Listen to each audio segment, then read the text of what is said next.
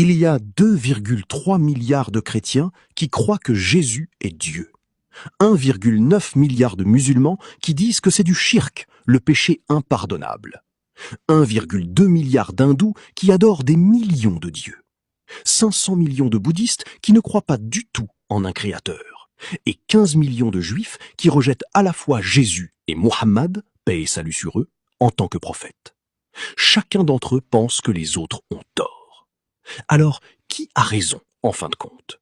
Et comment le savoir quand il y a 4500 religions différentes sur cette planète prétendant toutes détenir la vérité? La seule façon de répondre équitablement est d'examiner chaque religion objectivement et de voir laquelle résiste à l'examen. Pas ce qui nous semble confortable, pas ce que nos parents nous ont enseigné, mais ce que montrent les preuves réelles. Commençons par la plus grande religion du monde, le christianisme. 2 milliards de personnes croient que Dieu est devenu un homme, que Jésus est littéralement le Fils de Dieu et que Dieu existe en 3 personnes appelées la Trinité. Mais voici ce qu'on ne vous dit pas à l'Église. La Trinité n'a même pas été inventée du vivant de Jésus. Le concile de Nicée en 325 de notre ère a commencé à créer ce concept, et il a fallu attendre l'an 451 au concile de Chalcédoine pour le finaliser. Cela représente plus de 300 ans de disputes théologiques et de réunions politiques pour aboutir à la croyance la plus importante du christianisme. Est-ce que cela ressemble à une révélation divine ou à une construction humaine? Et c'est encore pire.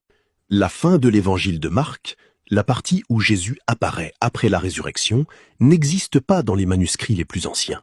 Les spécialistes de la Bible l'admettent. L'histoire de la femme prise en adultère dans Jean chapitre 8 a été ajoutée des siècles plus tard. Même le verset sur la Trinité dans 1 Jean 5, 7 a été inséré par des scribes médiévaux. La Bible protestante compte 66 livres. Les catholiques en ont 73. Les orthodoxes éthiopiens en ont 81. Si les chrétiens ne peuvent pas s'entendre sur les livres qui constituent les Écritures, comment peuvent-ils prétendre que leur religion est parfaitement préservée? Maintenant, regardons le judaïsme, la deuxième religion abrahamique. 15 millions de fidèles dans le monde.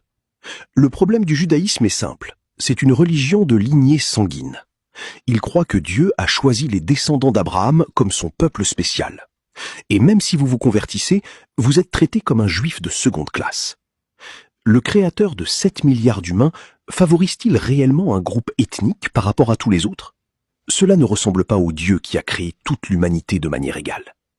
Le judaïsme rejette également Jésus et Muhammad, paix sur eux, en tant que prophètes, ce qui crée un énorme problème logique. Car si Dieu a envoyé des prophètes pour guider l'humanité avant Moïse, pourquoi s'arrêterait-il soudainement après Moïse? Et tout comme la Bible, la Torah a également été modifiée au fil du temps, les chercheurs identifiant différents auteurs et sources au sein de ce qui est censé être la parole de Dieu. Qu'en est-il de l'hindouisme?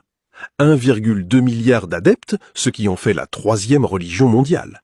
L'hindouisme possède des millions de dieux, Vishnu, Shiva, Brahma, Ganesh et des millions d'autres. Mais réfléchissez à cette logique. Si 2 dieux voulaient des choses opposées, quelle volonté s'accomplirait? Soit les 2 se produisent, ce qui est impossible, soit une seule se produit, ce qui prouve qu'un seul est réellement Dieu. L'hindouisme n'a pas non plus de fondateur unique, pas de livre unique, et aucun moyen de vérifier quel était le message original. Ainsi, après avoir éliminé le christianisme pour corruption textuelle, le judaïsme pour exclusivité ethnique, et l'hindouisme pour contradiction logique, que reste-t-il? L'islam. Et c'est là que ça devient intéressant, car l'islam ne prétend pas être une religion complètement nouvelle. L'islam reconnaît que le judaïsme et le christianisme provenaient à l'origine de Dieu, révélés par des prophètes comme Moïse et Jésus. Mais le Coran dit au chapitre 2, verset 79, « Malheur à ceux qui écrivent l'écriture de leurs propres mains, puis disent « Ceci vient d'Allah ». Les messages originaux ont été altérés au fil du temps. C'est pourquoi Dieu a envoyé un dernier messager, avec un dernier livre qui serait protégé de la corruption. C'est pourquoi l'islam est appelé la religion abrahamique finale. Le Coran dit qu'il y a un seul Dieu, pas d'associé, pas de fils. Il dit que tous les prophètes, d'Adam à Noé, d'Abraham à Moïse, jusqu'à Jésus, ont enseigné le même message. Adorer un seul Dieu unique. Et il dit que Mohammed est le dernier messager, venu avec un livre qui ne serait jamais corrompu. N'importe qui peut prétendre que son livre est préservé, mais peut-il le prouver? Le Coran a été mis par écrit immédiatement. Le prophète Mohammed, que la paix soit sur lui, avait 65 scribes, enregistrant les versets au moment même où ils étaient révélés. Il révisait l'intégralité du Coran avec l'ange Djibril chaque ramadan.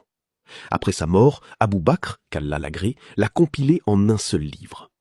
Le manuscrit du Coran de Birmingham a été daté au carbone 14 entre 568 et 645 de notre ère. C'est du vivant du prophète. Et quand les chercheurs ont comparé ce manuscrit vieux de 1400 ans au Coran moderne, ils ont trouvé quelque chose de choquant. Identique, mot pour mot. Pas une seule lettre de différente. Mais voici ce qui sépare le Coran de tout texte religieux de l'histoire. Des millions de musulmans dans le monde ont mémorisé les 600 pages. Si chaque copie écrite disparaissait demain, le Coran pourrait être réécrit parfaitement, de mémoire seule. Aucune autre religion ne peut prétendre cela. Mais attendez, car c'est ici que vous allez être époustouflés. Le Coran contient des informations qu'il était scientifiquement impossible de connaître il y a 1400 ans. Le mot homme apparaît exactement 23 fois. Le mot femme apparaît exactement 23 fois. Les humains ont 23 paires de chromosomes. Coïncidence? Le mot terre apparaît 13 fois. Le mot mer apparaît 32 fois. Faites le calcul. Cela fait 29% contre 71%, ce qui est le ratio exact terre-mer de la planète. Le mot jour apparaît 365 fois. Le mot mois apparaît 12 fois. Le Coran décrit le Big Bang au chapitre 21, verset 30. Sauf que le Big Bang n'a été découvert que 1400 ans plus tard, dans les années 1900. Le Coran dit que l'univers est en expansion au chapitre 51, verset 47, ce qui n'a été confirmé par la science qu'au XXe siècle. Le prophète Muhammad a fait une prophétie qui semblait insensée. Il a dit que des Arabes du désert, pieds nus, rivaliseraient pour construire les bâtiments les plus hauts. Les Arabes à cette époque étaient les personnes les plus pauvres de la terre, juste du sable et des chameaux. Mais le pétrole a été découvert, et regardez maintenant Dubaï et Riyad rivaliser pour les gratte-ciels les plus hauts du monde. Et ce ne sont que quelques exemples. Il y a des dizaines d'autres prophéties et miracles dans le Coran qu'un homme illettré dans le désert il y a 1400 ans ne pouvait pas avoir connus. Le Coran déclare au chapitre 3, verset 19, « Certes, la religion acceptée d'Allah, c'est l'islam. » Verset 85, « Et quiconque désire une religion autre que l'islam ne sera point agréé. » La question n'est pas de savoir si cela semble arrogant. La question est, est-ce vrai?